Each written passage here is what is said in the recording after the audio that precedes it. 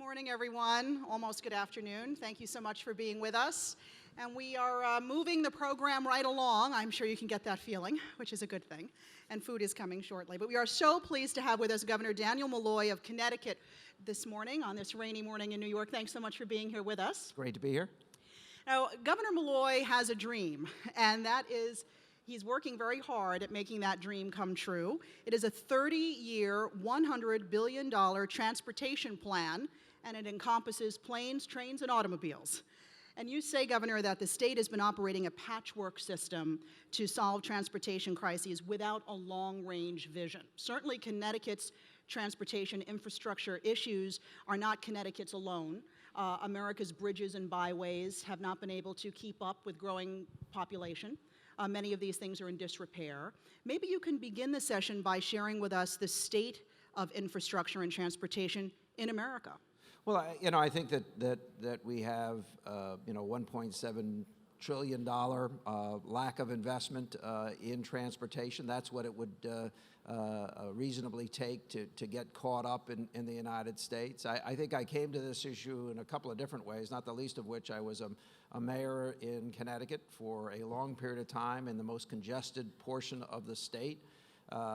Citizens of Connecticut waste about 42 hours on the highway a year, 42 hours on the highway system because of congestion. So it's not because of work, it's not because of accidents, it's not because of anything else. It is simply because we failed to upgrade a system of transportation over a 40-year period of time. And quite frankly, Connecticut's not alone. In fact, in some senses, and some measurements, we're even ahead of some states, but we're far behind where we need to be and where the nation needs to be. And I think there was this other point where I'd watch interviews like this one, and senators and congressmen would come back from Europe or China and marvel at the level of investment and how fast the trains moved and how modern the airports were, and then come back here to the United States and fail to support a program that would allow us to be competitive with those levels of investment being made in places like China and Europe and other emerging marketplaces. And so what I decided to do, having been reelected and having spent 4 years dealing with the largest per capita deficit and some of the greatest economic difficulties, was to devote the next 4 years. Actually, I decided before I was elected, if I got to be reelected, I would devote a good portion of the next 4 years into trying to straighten out this issue. And then, quite frankly, trying to express some modicum of leadership in the nation on this issue, because this is a gigantic American problem. It's an aggressive plan, $100 billion, doesn't come cheap. Have you begun the funding? Where is that coming from, and how's it going? Well, I kicked off the effort in January, and I can honestly report that we're much further along than I anticipated we would be at this point. Now, $30 million of investment over $100 million of investment over 30 years means you're actually paying for it for 50 years. If you think of the last bond you sell, you're going to pay that off in a 20-year period of time. We clearly called for a 5-year ramp-up because many of these projects aren't designed. They aren't fully thought out, and some of them are very complex. I-84, a major interstate in Connecticut, 170,000 cars going through Hartford, Connecticut, basically does that on a 2-mile bridge. It's an elevated system that was built for 40,000 cars and was expected to last for 50 years. Well, now we're pushing 60 and we're 170,000 cars, and it's going to fall down. So a lot of this work needs to be done in this next 5 to 10 year period of time and executed as quickly and rapidly as possible after that. And there are different ways to do that, quite frankly. I mean, we could do it the standard, put things out to bid, multiple bids, and see what happens. We could do 3P collaborative efforts with marketplaces. We're way behind that in the United States as opposed to some of our allies like Canada and Australia and the like. So that there are different ways to fund this, but the big success was convincing the legislature to take 1/2 cent of the sales tax, not increase the sales tax, but devote 1/2 cent of the sales tax exclusively to transportation. And that has actually moved us much further along. I didn't expect to get that in year one. We did put together a panel to make recommendations on how we pay for the whole 30-year program. That panel is still meeting. It will give its recommendations in December, but we've already secured a very substantial portion of the initial funding required to get us up and going. Do you see that a big part of that would come from the private sector? You know, how much do you see coming from the state, and what's federal funding looking like for this project? Well, you know, let's start with the federal side. I mean, it's a mess. Let's start with the basic presumption that cars and trucks are going to go further and further and further on a gallon of gas or diesel. And as a result, how we're paying for transportation in the nation is under assault. You just don't need as much fuel, and if you're paying a per gallon tax and that's supposed to go to fund transportation, it is so bad now that over the next year, the transportation fund federally will be under its goal on at least 4 occasions with respect to liquidity. And Washington, you know, has been messing around with this for years. You know, I've been a governor or a mayor over the last 20 years, with the exception of 1 year between being mayor and governor. During the early years, the Congress was able to take on the issue of transportation. They'd argue, they'd struggle, but they would renew the Transportation Act. Now we're just kicking the can down the road on 30-day to 6 months extensions of a plan that doesn't get us anywhere. In fact, requires that we get further behind as opposed to getting anywhere near catching up. So I'm not assuming anything other than standard flat funding from the federal government, which means Connecticut has to make up the lion's share of the difference. That can be done through taxes. It can be done through other methods. We have devoted a half cent, and it could include different ways of doing things, such as 3 Ps. And I would imagine this is going to create a number of jobs. Talk to us a little bit about that. Well, yeah, I mean, I think the upside is that it creates a lot of jobs.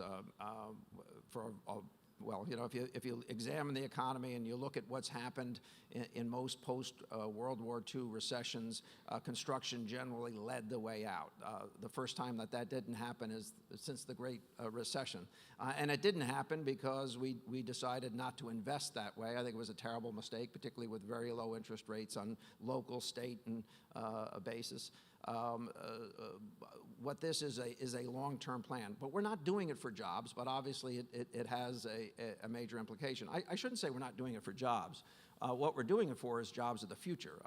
Economies like ours are not going to benefit from population growth, 70 million more people, or different modes of transportation or increased needs for transportation if we don't have a first-in-class system.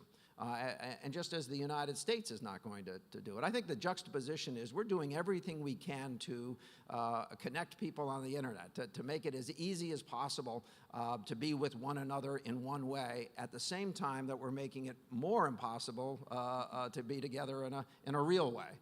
And I think that has a long-term derogatory, dangerous impact on our economy.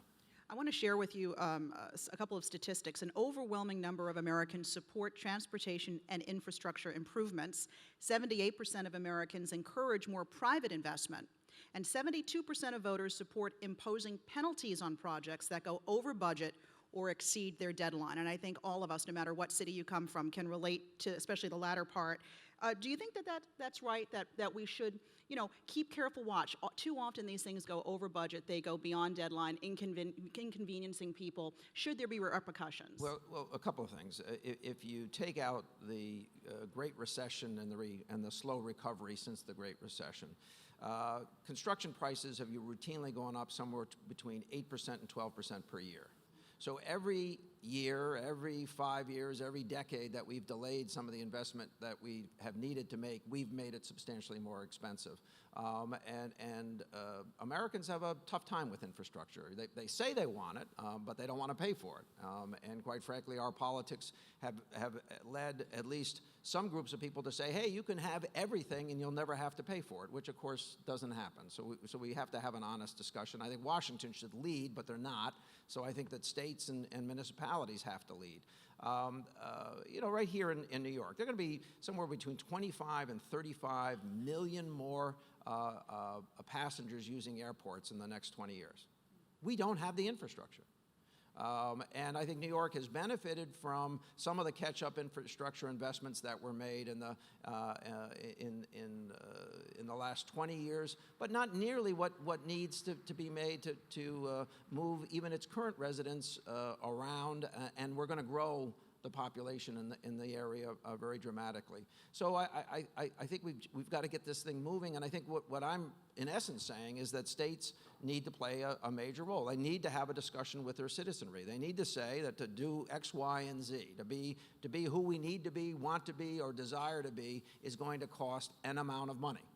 And let's begin the process.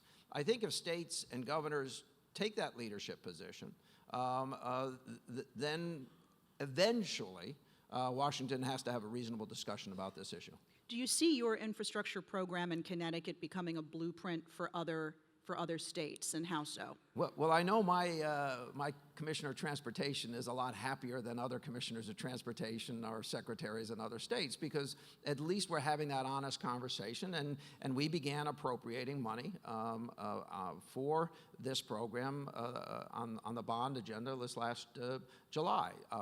Programs are currently being formulated to do some of the very things that we're talking about getting done. Interestingly enough, let me share this with you. Much of the early money will be spent on things like rail and bus expansion, because we control, in essence, the right-of-ways for the rail system, and the infrastructure to enlarge a bus system, and we want to enlarge our overall state bus system by over 40%, is relatively inexpensive compared to building bridges, replacing bridges, or building new highways, or widening 95 or 84 or 91, and less complicated to bring to the marketplace. So I think a lot of what we do in Connecticut, being a densely populated, third smallest state, very densely populated with 3.5 million people, so it's a mid-sized state population-wise. A lot of that early money will be spent in ways that allow people to move around other than sitting behind a wheel. So is your priority the railways and the buses at the moment? This plan is everything. And I think the reason that we were able to get support by environmentalists and rail advocates and bus advocates and the folks who want to straighten out the highway system, and the building community that wants to straighten out the highway system, is it is everything. And by the way, that's what we need to do in the United States. We need to invest in transportation. And there are, actually, we haven't talked about bikeways and walkways. That's part of the plan. It's part of the plan. In fact, in this last bond agenda earlier this week, we had millions of dollars on the agenda to further that. Connecting centers within smaller communities, or smaller centers of small communities with one another by bikeways and walkways, is part of the plan. So we got universal buy-in. How important is it, or how much are you trying to incorporate energy optimization in these plans? I understand they're just in the design stage right now. Well, in the first 4 years, and then including this past year, so the session after I was reelected, we've actually passed 3 major energy bills. Our energy approach is cleaner, cheaper, more reliable. Well, our transportation proposal is cleaner, cheaper, more reliable. With the hours lost in productivity in Connecticut, it's $4.2 billion because of congestion. Just wrap your mind around it. Just because it takes longer because we haven't built a modern system, it's $4.2 billion. It's $100 million a day that is wasted. And so we can't afford not to address this issue. But, a lot of politicians won't stand up and point out that the theater might be on fire. And also, it's really a quality of life issue is what it comes down to, one of productivity and quality of life. I think it's productivity and economic development and quality of life. I think that increasingly our way of life is under assault, not simply by the development of other nations, but by the investments of other nations and making us less competitive because we're not keeping up. And listen, I think we're on an upswing, but we've been on upswings that quickly turn to downswings. And I think that America's one of America's great challenges is, will we have the infrastructure 10, 20, 30 years from now, 40 years from now, that will allow us to compete with the countries that are making that size of investment? Other countries are not afraid to do this. We are. And other countries show the kind of leadership to do this. We don't. Why are we afraid to do this? I think price tags are scary to people. And I think lots of people don't know the difference between $1 million and $1 billion and $1 trillion. And they don't know how you pay for $1 million or $1 billion or $1 trillion, even though they may not be able to tell you how much exactly each one of those is. And so it's easier not to have the discussion. And in Washington, it's easier to ignore the fact that gas taxes, at least at their current rates, simply will not allow us to keep people safe. I mean, I'm not talking about commerce increasing. I'm not talking about maintaining our current competitive situation. The money that the federal government is putting into transportation will not keep us safe. Somebody needs to force a discussion on this issue. Your plan harkens back to the Robert Moses days of New York City. Born in Connecticut, by the way. I'm sure you know Robert Moses. A Yale graduate. Right. But known as the master builder of the 20th century. Of course, he has his critics. Some believe he overbuilt. Who or what was your inspiration for this?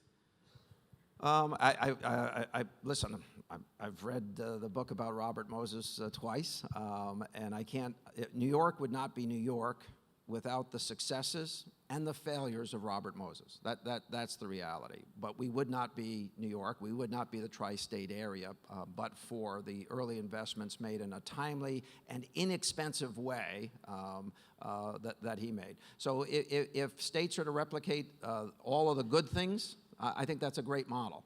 And avoid, listen, I think there were excesses. I think there were neighborhoods that were torn down that never should have been torn down. I think urban redevelopment in America had plenty of excesses. But hopefully we learn from everyone's experience and don't replicate the mistakes and do better. You know, the Golden Gate Bridge, Transcontinental Railroad, both financed with private equity. Erie Canal. Erie Canal. So, but in order to do that, how do we do that successfully? Transparency has to be part of the equation, of course. Well, you know, you and I had a quick sidebar discussion. This thing's flashing. I'm not going to get in trouble, am I? No.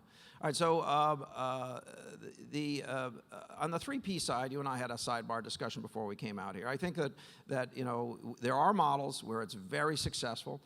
In Canada, it's particularly successful because of the way they fund their pensions and looking for a sustained, if lower rate of return, a constant rate of return. Australia has some other benefits that they've attached to this. I think in America, we're not going to move 3Ps until we standardize them, until we make them very transparent, until they're very easy to analyze versus traditional bond funding or other funding, which is a way of saying that I think the market needs to catch up with the psyche of America. Once it does that, then I think 3Ps have a very bright future. Until they do that, until there's an easy way to compare things and they become more transparent and more standardized, I think we're going to be behind the 8 ball, which is a tremendous mistake because it is a great ability to access the monies necessary to do this. Listen, the market opened today down 200 points, and 10-year notes were at 2% flat. It may have even gone slightly below that earlier or a portion of the day. If you're looking for a good standard investment in America, 3Ps would be just that, paying substantially more than a 10-year note probably would pay under any circumstances. But we've got to get to this area where mayors and governors can analyze these things quickly and defend them.